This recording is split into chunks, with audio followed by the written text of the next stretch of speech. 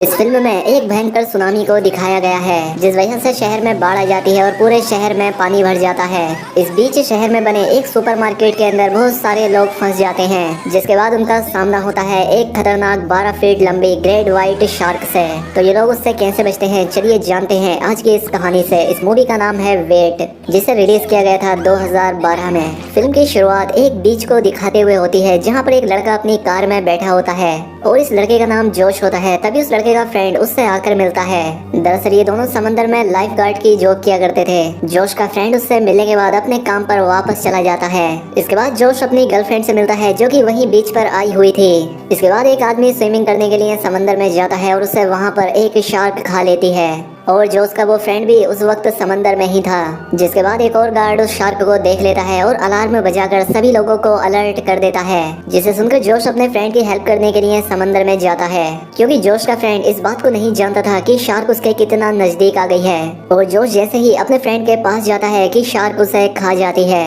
अब इसके बाद हमें 1 साल बाद का टाइम दिखाया जाता है जहाँ हम जोश को देखते हैं। जोश को आज भी इस बात का दुख था कि वो अपने दोस्त को बचा नहीं सका। वो टीवी पर एक न्यूज देखता है जिसमें सभी को बीच से दूर रहने के लिए कहा जा रहा था, क्योंकि बीच पर बहुत सारी शार्क्स देखी गई थी। खैर अब इसके बाद जोश अपने नए काम पर चला जाता है, क्योंकि अब जोश एक फूड मार्ट में काम किया करता था और ये मार्ट भी बीच के पास ही था। यहाँ पर एक लड़की यहाँ से कुछ चीजें चुरा रही थी। उस लड़की का नाम जेमी था, लेकिन इस लड़की को चोरी करते हुए मार्ट का गार्ड देख लेता है। वो लड़की भागकर अपने फ्रेंड के पास आ जाती है जो कि इसी मार्ट में काम किया करता था। तभी मार्ट का गार्ड और मैनेजर उन दोनों के पास आते हैं। वो कहते हैं कि तुमने चोरी की है और इसीलिए पुलिस यहाँ पर बस आने ही वाली है। अब मार्ट में जोश को भी अपनी एक फ्रेंड मिलती है जो कि यहाँ पर अपने बॉयफ्रेंड के साथ आई थी। इसके बाद एक पुलिस ऑफिसर मैनेजर के पास आता है। इसके बाद बेसमेंट में नीचे पार्किंग में हमें एक गाड़ी में कपल दिखाया जाता है।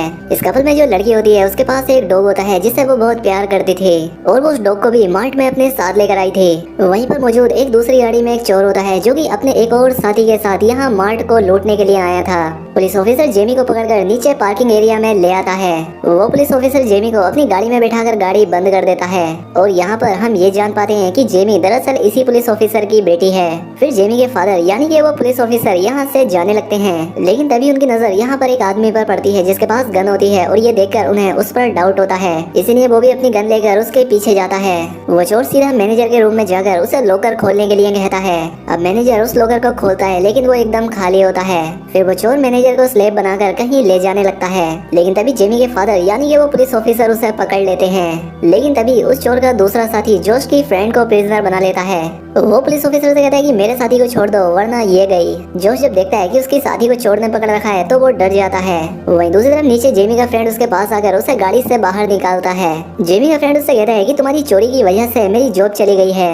ये बात सुनकर जेमी मार्ट में जाती है ताकि वो मैनेजर को ये बता सके कि उसके फ्रेंड का कोई कसूर नहीं है, उसका इस चोरी में कोई हाथ नहीं है। इसके बाद जेमी का फ्रेंड अपनी वैन में बैठ जाता है, लेकिन उस चोर ने जोश के फ्रेंड को गन पॉइंट पर लिया हुआ था। अब जोश अपनी फ्रेंड को बचाने के लिए आगे बढ़ता है, लेकिन तभी वहाँ पर कुछ अजीब होने लगता है। दरअसल बाहर समुद्री तूफान आ जाता है जिससे पूरा शहर पानी से भर जाता है, जिससे कि शहर में जितनी भी चीजें थी वो सब बर्बाद हो गई थी और ये पूरा मार्ट भी पानी से भर जाता है। अब पानी पूरी तरह से अंदर होता है और यहाँ पर हमें जोश को दिखाया जाता है और वो चोर मार्ट की एक जगह पर बैठ जाता है। इसके बाद जोश का फ्रेंड और वो पुलिस ऑफिसर भी वहाँ दिखाए जाते हैं। उस पुलिस ऑफिसर का पैर बुरी तरह से जख्मी हो गया था और उसके पैर पर कुछ लगाने के लिए जोश का फ्रेंड वहाँ कुछ लेने के लिए जाता है। जिमी के फादर उससे पूछते हैं कि तुम गाड़ी से बाहर कैसे आई। जेमी बताती है कि मुझे गाड़ी से बाहर मेरे फ्रेंड ने निकाला था। और तभी जेमी अपने फ्रेंड के बारे में सोचकर उदास हो जाती है, क्योंकि उसे लग रहा था कि समुद्री तूफान की वजह से उसका फ्रेंड भी मारा गया। अब इसके बाद मैनेजर और गार्ड भी शेल्फ पर चढ़ जाते हैं, लेकिन जोश अपनी पुरानी गर्लफ्रेंड को देखता है जो कि अभी भी पानी में ही थी। जोश उसे भी अपने साथ लेकर शेल्फ पर चढ़ जाता है। नीचे वो कपल गाड़ी में अभी भी फंसा हुआ था और सोच रहे थे कि कैसे बचा जाए। जोश का फ्रेंड जो कि अभी भी जिंदा था किसी नोकीली चीज से अपनी वैन का शीशा तोड़ देता है और बाहर आ जाता है।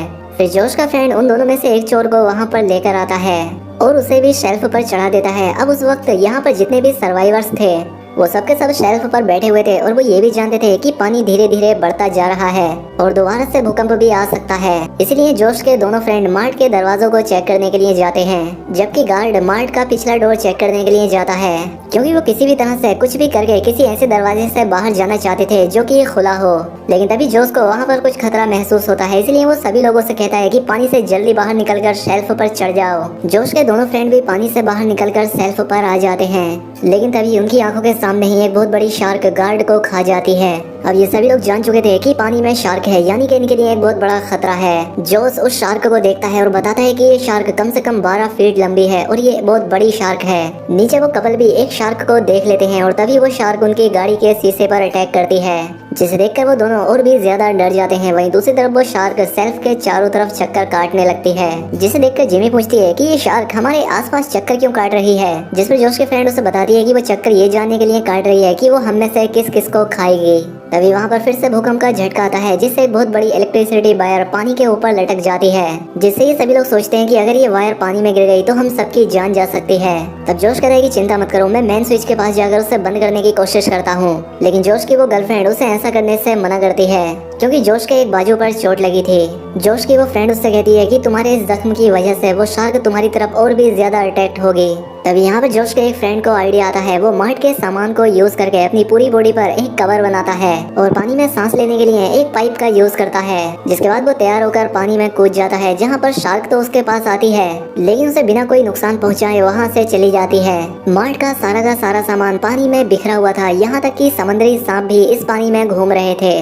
अब जोश का वो फ्रेंड मेन स्विच के पास पहुंचने ही वाला होता है कि तभी उसका वो पाइप खत्म हो जाता है, जिसकी दूसरी साइड जोश ने पकड़ रखी थी। जोश का वो फ्रेंड उस पाइप को अपने मुंह से निकालकर फेंक देता है और वो मेन स्विच को भी ऑफ करने में कामयाब हो जाता है। अब वो तैरकर ऊपर आने की कोशिश करता है, लेकिन इतना भारी बॉडी कवर होने की वजह से वो तैर नहीं पाता और इस बेचारे की डूबने की वजह से यहीं पर जान चली जाती है। दूसरी तरफ पार्किंग एरिया में जेमी का फ्रेंड उस कपल की हेल्प करता है। वो एक डेड बॉडी का कटा हुआ हाथ पानी में फेंकता है, जिस वजह से शार्क उस हाथ की तरफ चली जाती है। और अब इसी बीच मौका मिलते ही वो कपल अपनी गाड़ी से निकलकर दूसरी गाड़ी पर चढ़ने लगते हैं, लेकिन तभी वो शार्क उनकी तरफ बढ़ने लगती है। लेकिन इस कपल में जो आदमी होता है वो अपनी वाइफ के डॉग को उस शार्क की तरफ फेंक देता है और अब शार्क उस डॉग की तरफ जाने लगती है, जिससे इन दोनों की जान बच जाती है।